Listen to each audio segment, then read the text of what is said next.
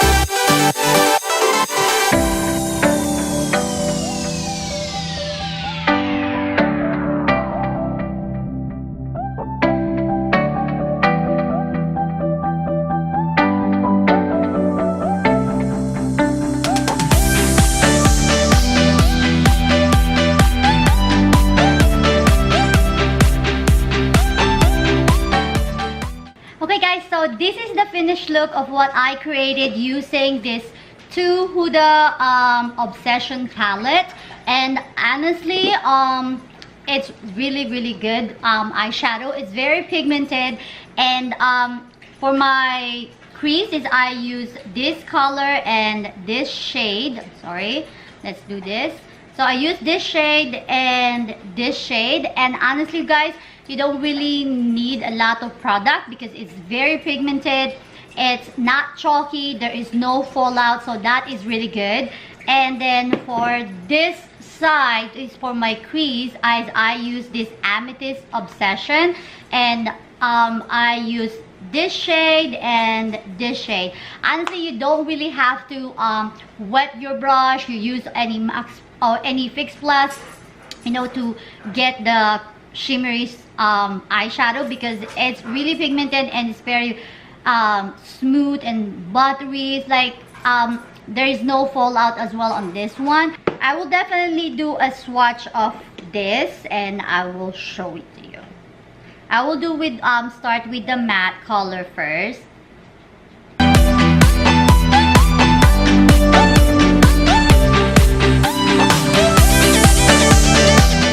So this is the swatches for this Amethyst shades, and when I swirl my finger to the matte colors, it's very smooth, so no wonder. And there is, like I said, no fallout. So really do love the shades, especially this one. You know what, honestly there is no name of each eyeshadow, so I can't really tell, but sorry, I'm not really good with swatches. But here is the matte and here is the shimmery. Like, honestly, I love it. So that's the Amethyst. So let's swatch the Topaz one.